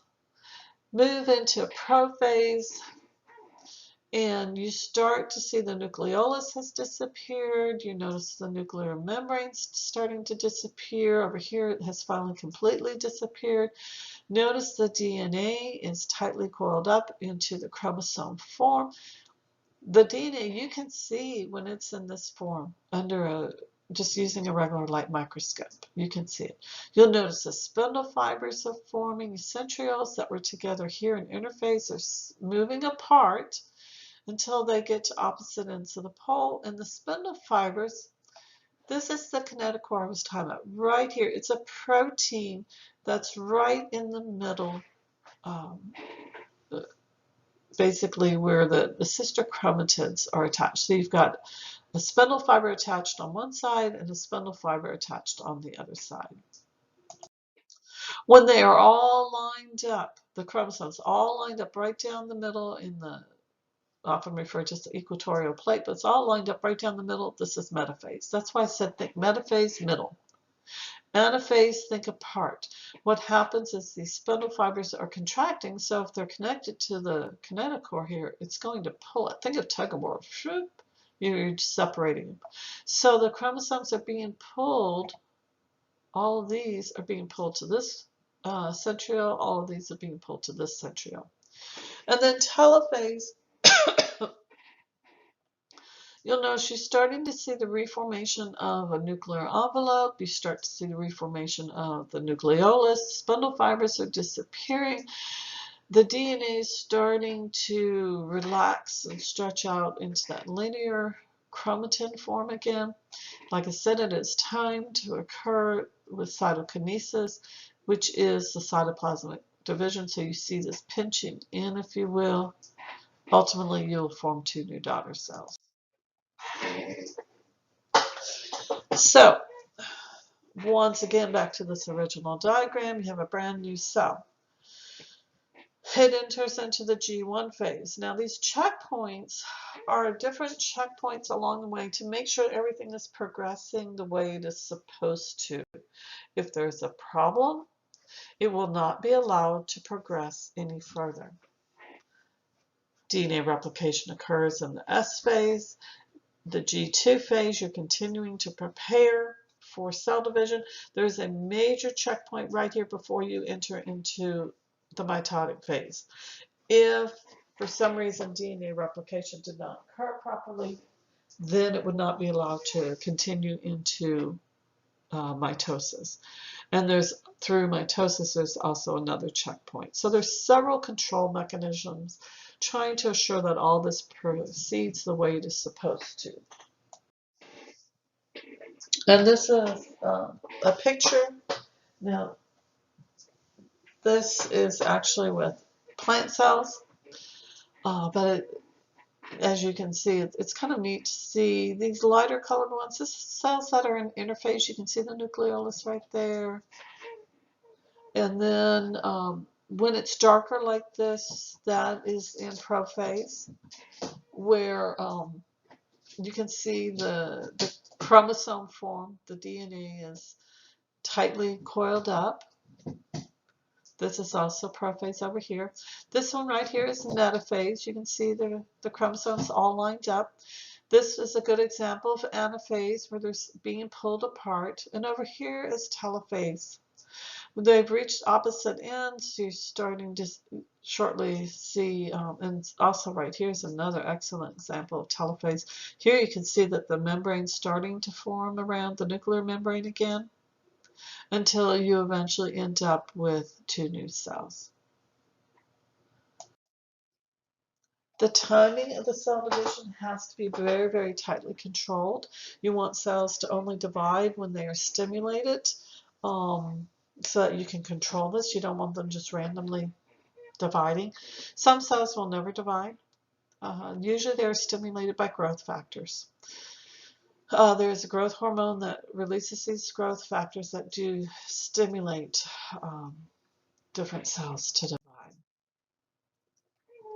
So as I said, there are different control mechanisms for this. There are certain other factors besides the growth hormones that will play a role. There is a certain surface to volume ratio of cell. The cells can only get so large. They can only take up so much space. There are some stop signals that include availability of space. Normally, cells will stop dividing when they come in contact with other cells. It's known as contact inhibition. You cut yourself. You need to have the cells go through mitosis to repair that damage. But let's say you have a cut. You don't want the cells to just continuously grow and grow and grow and you end up with this huge growth, say, on your arm. You just want it to fill in the area of where you've had the damage. And that's where the contact inhibition comes in. So that once cells are touching each other, typically they will stop cell division. Now, there are times when these control mechanisms do not function properly and cells are able to grow without the regulatory controls in place, and that's when you end up with cancer. The size of the cell is going to be limited as to how big an individual cell gets because nutrients, gases have to diffuse in, waste products have to diffuse out of a cell. And so you have to have enough surface area for these substances to move in and out, but you can't have it too large. So if you look at a specified area, specified volume, if you have just one cell in this space, it's going to be hard to get what's required into the interiormost portion of the cell. Isn't it much more efficient in that same volume to fill it with smaller cells that easily you can have things diffuse into the middle here versus here? You're also increasing the amount of surface area. So therefore, actually, you can get more things in, have more products being produced. It's much more efficient.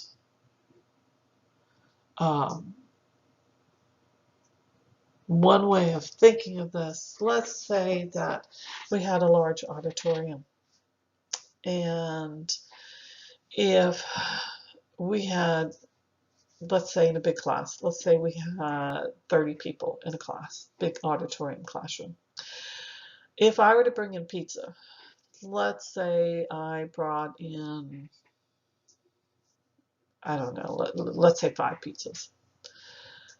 If I brought all 5 pizzas in to this classroom, so think of this as a classroom. So if I brought this in and I had 5 pizzas, if I brought all 5 pizzas and put them right here, and people are seated throughout the room, but I put all 5 right here, it's going to take a while for them to get back here.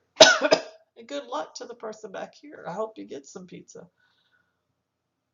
Wouldn't it make more sense to divide it into much smaller components? In other words, put a pizza here, put one here, one here, one here, and one here.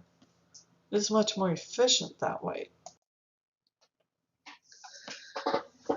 Now, as we continue talking about the cell, and this is going to relate to different processes going on in the cell, you have RNA, ribonucleic acid, one of your types of nucleic acids.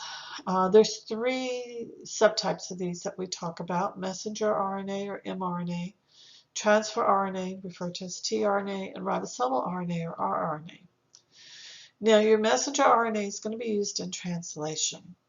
It's going to be made using DNA as a template, and then this messenger RNA then itself will be used as a template for protein synthesis.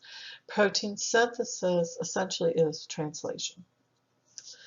Your tRNA or transfer RNA is going to be involved in protein synthesis or translation in that it is going to be transporting the amino acids to the ribosome. You know that you make proteins at the ribosomes. You know that proteins are a sequence of amino acids. So that means you have to get the amino acids to the ribosome.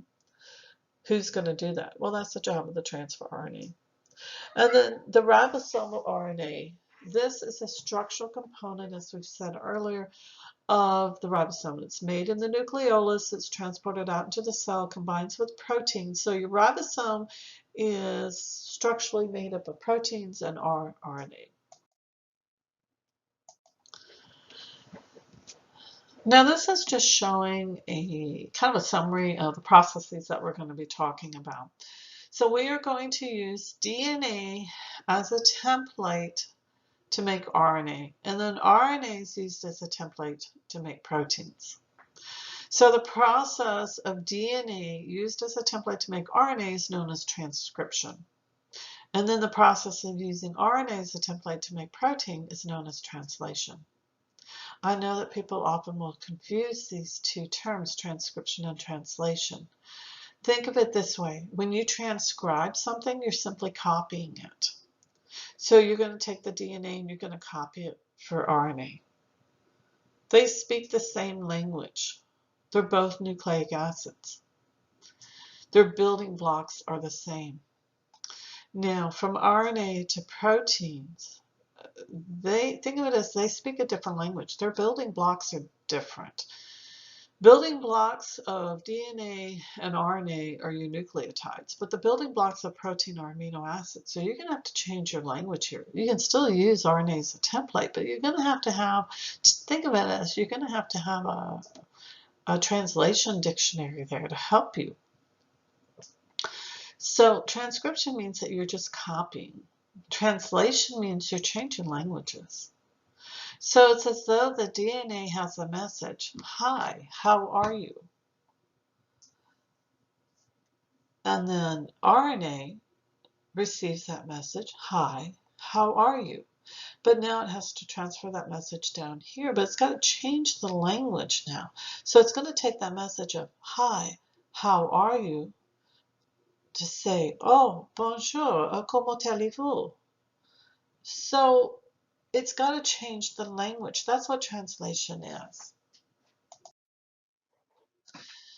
With our eukaryotic cells, DNA, in that process of transcription and making RNA, that occurs in the nucleus, which makes sense because where's the DNA? DNA is in the nucleus, so it's going to have to occur in the nucleus. But if you're going to make proteins, the ribosomes are in the cytoplasm, which means you're going to have to move this RNA out into the cytoplasm before translation can occur. So the location is different, and this is true for eukaryotic cells. This is not true for prokaryotic cells, just to let you know, because they don't have a nucleus. So what's the process of transcription? In transcription, we're using that DNA as a template. We are only going to use one strand. We're going to ignore the other strand. Yes, I know DNA has two strands, but it's only going to use one of them. And it's only going to use a portion of one. It's not going to read the whole thing at one time. It's going to make that messenger mRNA. Once again, location for this for eukaryotic cells is in the nucleus. For prokaryotic cells, it would be in the cytoplasm because they don't have the nucleus. So what are you going to do? Your original strand of DNA is the blue. And we're going to say this section, this upper portion, the darker blue, is the strand that we are going to use as a template. Excuse me. So what happens? We're going to start complementary base pairing states where you see a T, you're going to put an A.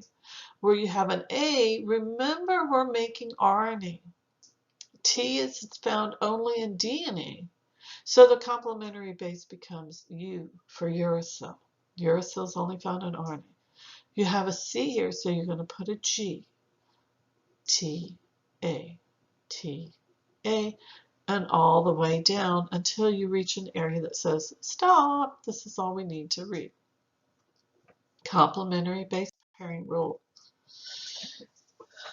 Now, the promoter area, this is the area on the DNA, and it's your starting site. It's where RNA polymerase is the enzyme that's going to come in and it will bind to the promoter area, and it's going to place that RNA polymerase in the proper orientation. It's going to help determine which of the DNA strands is the one you're supposed to read. And then the RNA polymerase is very similar to DNA polymerase in that it's going to place the correct complementary base, forming that new mRNA strand. So this is showing you've got to, number one, have that promoter area. Your RNA polymerase is going to come in. It's going to read in one direction. You've got a bubble here that's opening up as you move down. So it's going to be opening up this way. It's going to be closing the DNA up back behind it. DNA wants to be tightly coiled up in that double helix. It does not want the strands separated.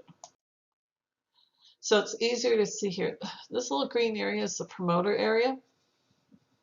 So that's the starting section. Here's your RNA polymerase. Is it going to bind over here? No, it's only going to bind here. All right. Binds and it's going to orient it. You need to go this way, left to right. That's the way you got to go this time.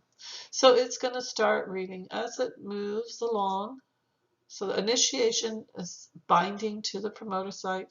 As it moves along, it's reading that DNA template strand, putting in the complementary base pairings, making that RNA strand. As you can see, the pink here as it's growing longer and longer as it proceeds down, and it continues until it reaches this stop codon. And then the RNA polymerase will detach. The mRNA that you just made detaches from the polymerase.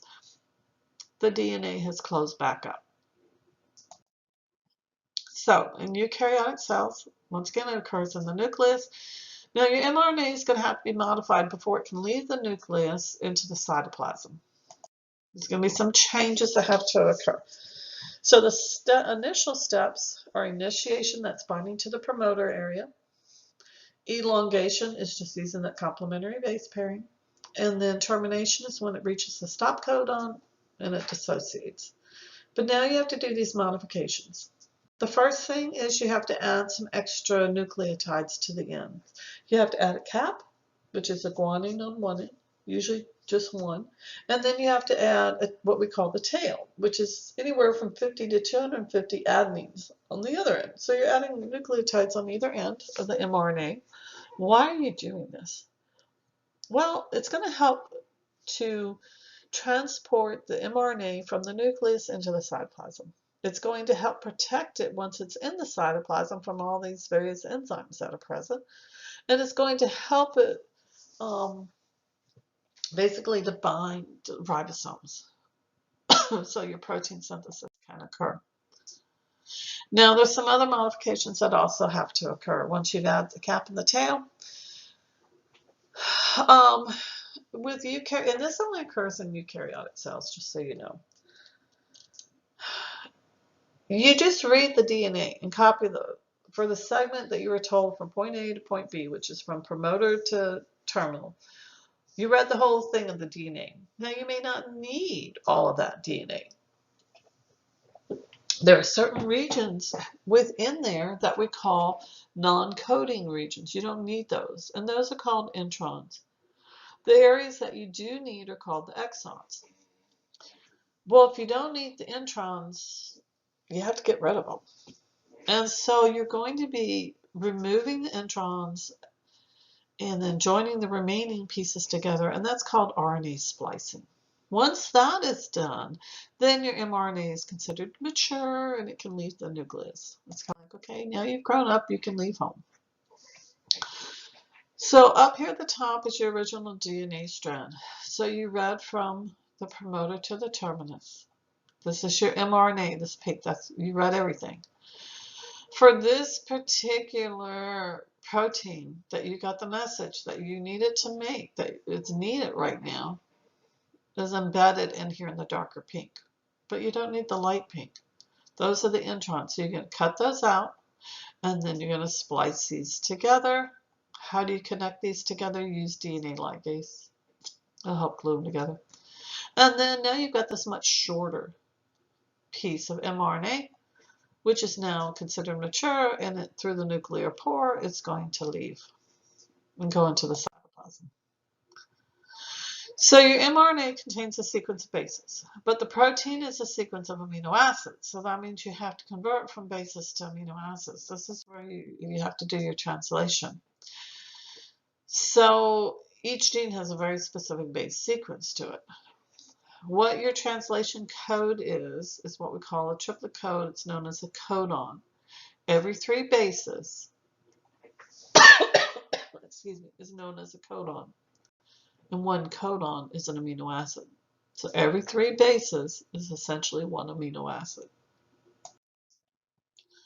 The genetic code, number 1, is universal. It's the same whether you're talking about animal cells, plant cells, bacteria cells. It's all the same. And what it is, it's a set of rules that we've found that shows this relationship between the codons and the amino acids. There's 24 codons. There's only 20 amino acids. So that means there is some redundancy here. And like I said, it is universal. So it doesn't matter what type of cell, this holds true. So things like, to give you an example, AUG, adenine, uracil, guanine, those 3 bases in that particular sequence is known as the start codon. It actually codes for the amino acid methionine, but that is always the start codon. There are 3 stop codons which do not code for any amino acid at all. And those are UAA, UAG, and UGA. With the codons, there's also what's known as a wobble effect, which I'll show you in just a second. So this is showing a table of all the codons, all 64 codons. And when we say there's redundancy, this is what we mean. Look here, you've got this is showing that the first nucleotide base is going to be C, the cytosine. Then uracil is the second one. You have several of them, and even continuing up here, there's actually 6 codons for leucine. That's because leucine is a very common amino acid. Serine, AGU, is for serine. Here is the start codon, and these are the stop codons, which do not code for any amino acid whatsoever. The wobble theory just shows what that states, and not all books. So your genetic books will talk about it, but not all general biology, just so you know. Look here at the 3rd position of the codon. The first 2 are the same, but the 3rd position, and this doesn't always hold true, but in this case for leucine, it's not as critical, and that's why they call it the wobble. If it was supposed to be C and you had a mutation and you stuck A in instead, you're still going to end up with the same amino acid. So it's not as critical. Now, you change the first position here for the first base. Oh, that's going to be devastating, obviously. You usually end up with a totally different amino acid. But the 3rd place, now sometimes here, like you see, the 3rd one, yes, it will make a difference. But oftentimes it does not. But those are your 64 codons that code for, like I said, every 3 bases code for an amino acid. So on this side, this is the amino acid. So you've got like glycine, serine, threonine, alanine, valine. These are all the amino acids. So there's 20 of those.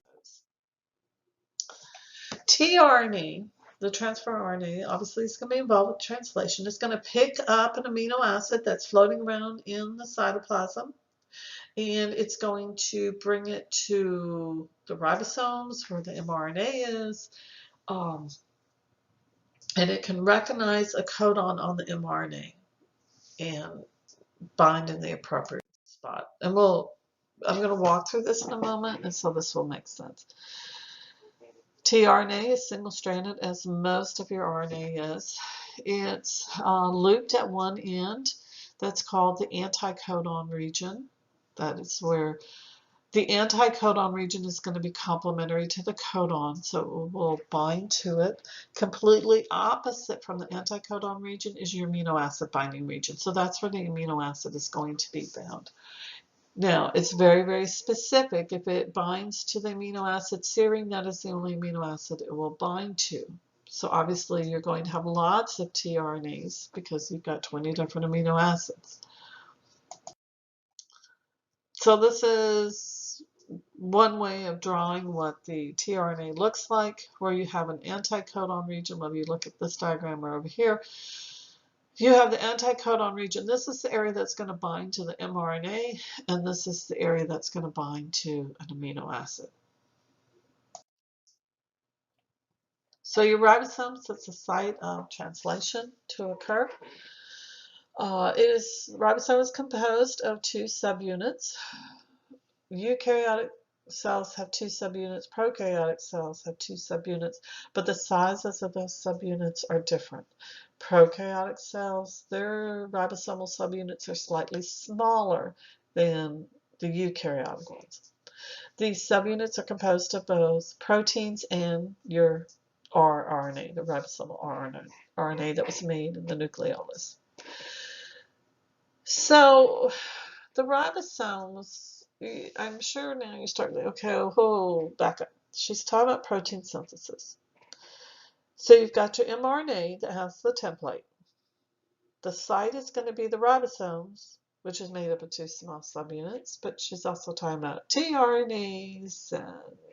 Okay. If the tRNAs are carrying the amino acids, you're wanting to make a protein, which is a sequence of amino acids. So you have to get two amino acids close enough together to form a peptide bond, to form a bond between them. Remember, a peptide bond is a covalent bond that is between two amino acids. Well, if you want to make a protein, that's a sequence of amino acids, you have to get all these amino acids close enough together to form those peptide bonds between each one. Do it one at a time. Add one amino acid at a time. Okay, well that's great. That means you have to get two tRNAs close enough together to form a peptide bond. How are you going to get them close enough together? You're going to bind them to the ribosome. The ribosome is going to hold them. It's like it's going to grab them, and I need you two to be right close to each other so we can form this bond. How do you know what sequence of amino acids you need for making your protein? That's where the mRNA comes in. It has that information on it. So this is showing a ribosome. You have a small subunit and you have a large subunit. The mRNA is going to bind right here between those two subunits. And the mRNA contains the information on how to make the protein, on what sequence of amino acids you must have. In the large subunit, you have these two compartments here that are binding sites. You're going to hold the tRNA here and hold another tRNA here. So you're going to hold them close enough together so you can form a peptide bond between the amino acids, which will be sticking off this end. Down here is the mRNA that holds the sequence. So the pink is the mRNA. Every three bases is a codon. Here's the anticodon, which binds to the codon region. The green is your tRNA. It's being held in place. You have another tRNA right here that's being held in its place, close enough together. The purple are your amino acids. So the amino acids right here are close enough together you can form a peptide bond. You already formed some here. So here's your growing chain. You're going to form a peptide bond right here between these two amino acids because you're holding them close enough together. That's the whole purpose of the ribosome, is to bring everybody together to make this process occur. So the steps of translation, you have initiation, elongation, and termination, just like you had for transcription. Elongation is going to be further subdivided into what we call codon recognition, peptide bond formation, and translocation. So initiation. Normally, the ribosome, those subunits are separated. So you have to do a lot of bringing everybody together. You have to bring the mRNA in the proper orientation. You have to bring the two ribosomal subunits together, and you have to bring in that first tRNA with its amino acid. So the first step, the mRNA is going to bind to the small subunit. The tRNA with its first amino acid, which is always the start one, which is always methionine, it's going to come in and bind to the start codon. Now the large subunit is going to come in and bind. The tRNA is going to fit into what's known as the P site. So far, the other site, which is known as the A site, is empty. So to see this, here's your small subunit, here's your mRNA, and here comes the first tRNA. Now, if this was another tRNA, let's say that was carrying the amino acid serine, well, its anticodon would be different. It would not be complementary to the AUG. So if it's CCC, it's not going to bind. It's just going to bounce off. This is the only one that's going to bind because it's the only one that has the complementary base coding. So once the tRNA has bound to the mRNA, which is bound to the small subunit, then the large subunit comes in and it places it in the P site. This is the P site, this is the A site. A site's empty. That is initiation. You've got everything set now. You're ready for elongation. This is where you're going to be adding one amino acid at a time. How do you know which one? Because the information is on the mRNA base sequence. Where did it get it from? It came from the DNA. The amino acids will be joined together by a peptide bond. So the first thing is you got to recognize the codon. So the anticodon on the tRNA has to pair with the complementary bases that are sitting now on the A site. The tRNA, when it comes in to bind, already has its amino acid that it picked up from the cytoplasm. As soon as it comes into the A site, the tRNA comes and binds. So the anticodon binds with the codon region, places it in the A site. That brings the amino acids close enough to form that peptide bond formation. Anytime you have a bond forming, remember you get a shape change. Along with the shape change, what happens is the tRNA is going to separate from the P site. And it basically is going to get kicked out. So now the P site's empty. Where does that tRNA go? It left its amino acid. It goes, picks up another amino acid. Remember, it's very specific. So if it had glycine, it's got to go get another glycine. The tRNA that was in the A site moves to the P site. Now the A site's empty to receive a new tRNA. This will continue until it reaches a stop codon, and that's going to be termination. There's no tRNA. So these three stop codons, there's no tRNA with a matching amino acid, and so the completed protein is going to be released. The ribosomal subunits come apart. The mRNA is released. Everything stops. So if we look at this, remember you had your tRNA in the P site. Here comes the new tRNA. If the anticodon region is complementary to the codon, it will bind. If not, it just bounces off and goes on its merry way. But in this case, it does recognize that it is complementary, so this one comes in and fills the A site. The amino acids are close enough to form a peptide bond. That causes a shape change. So you break the bond between the amino acid and this tRNA. See how it's released? It gets released from the P site. So this goes and gets a new amino acid. The tRNA in the A site moves to the P site. So it's moved over here to the P site. So now the A site is empty. And this just continues on and on. So tRNA comes in, peptide bond formed, P site, tRNA gets kicked out, P site's empty, A shifts to P. A is empty, new tRNA, form a peptide bond. Excuse me. P site's empty, gets kicked out, P site's empty, A moves to P.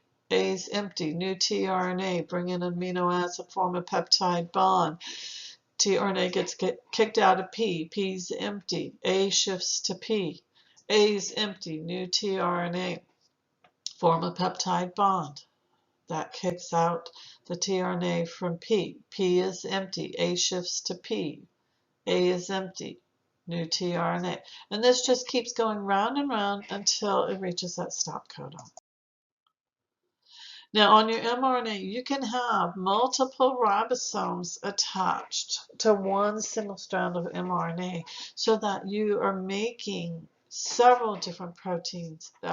These would be the same proteins being made, but you're making several copies at once.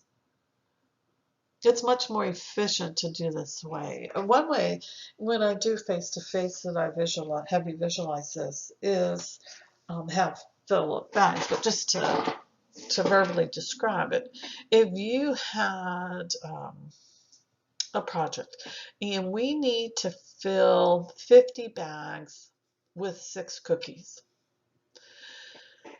If I had 6 people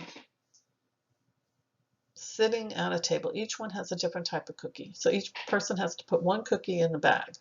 If I were to, I grab a bag, hand it to the first person, and you put your cookie in, pass it to the second person? Do I wait until everyone has put all their cookies in, fold the bag up before I hand out the second bag? Wouldn't it be much more efficient to just get the bag, hand it to the first person, she puts a cookie in, passes it to the second person, he puts a cookie in. Meanwhile, I hand this bag number 2 to the first person. Don't wait till you have it all filled before you start the next bag. This is much more efficient. So the sequence of bases on the DNA, that information ultimately determines the sequence of amino acids in the protein. So genotype, that's what in genetics we refer to the information that is actually on the DNA. Phenotype is what you actually see. So genotype, information on the DNA, it produces or determines what the phenotype is. In other words, DNA determines what your physical traits are. What do you see? Do you see brown hair? Brown eyes? Do you see brown hair, blue eyes? What do you actually see? That information is on the DNA. So this is a nice summary sheet showing that transcription, which is occurring in the nucleus, your DNA is being used as a template here for making your mRNA. You make your modifications, moves the mature mRNA out into the cytoplasm for translation now to occur. So transcription, remember, is using DNA as a template to make your mRNA. Translation is now using that mRNA as a template to make your protein. So it's protein synthesis.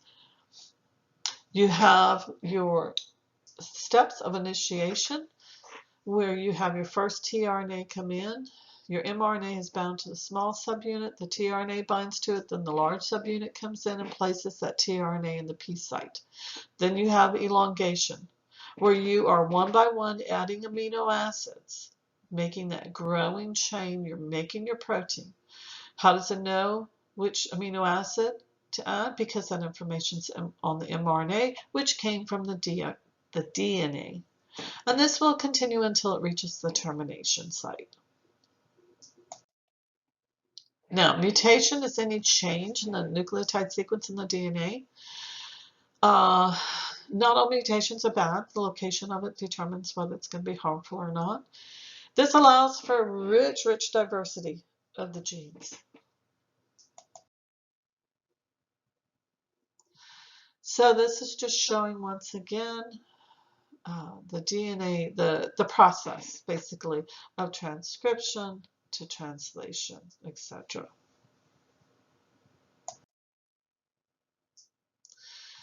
The process where cellular debris is brought to the ribosomes for disposal, and the cell is very good at recycling. If it can't use it at all, it will dispose of it, but if it can recycle it, it will. It's very good about that. And apoptosis is programmed cell death. We do see this periodically where if a cell is damaged, it's going to go through this programmed cell death and then recycle any of the materials from it. Or if there's unnecessary cells, there's usually a series of steps that will release chemicals and it causes the cell to kind of shrink, and then macrophages will engulf it. Differentiation is the process of where cells it's kind of like they get the information of how they're going to specialize. So all cells start off the same, and that's what we call stem cells. And then differentiation is where they get the information of, okay, you need to become a muscle cell, or you need to become a nerve cell, or you need to become a bone cell, whatever the case may be. So the DNA is the same in all of your cells. What helps with the differentiation process is on the DNA, which genes are turned on and which genes are turned off. So the DNA, say in your skin, is the same as the DNA in a muscle cell, but different areas of the DNA are turned on and off. That's how the differentiation process occurs. Hyperplasia is increased or faster cell growth. So that's one thing that happens oftentimes in cancers. You get this increased cell growth in the tumor areas, and atrophy is decreased or slower cell growth. There are certain processes that occur with cell aging as a natural thing. Part of it is kind of a wear and tear theory. The cell's exposed to more chemicals over time. The mitochondria may be damaged. Your system has been really actively working. It tends to weaken with age, and the cell division is going to slow and decline with age as well. So there's just part of these natural aging processes that we do see with cells. And some of it can be maybe exaggerated more with different environmental factors that it's being exposed to.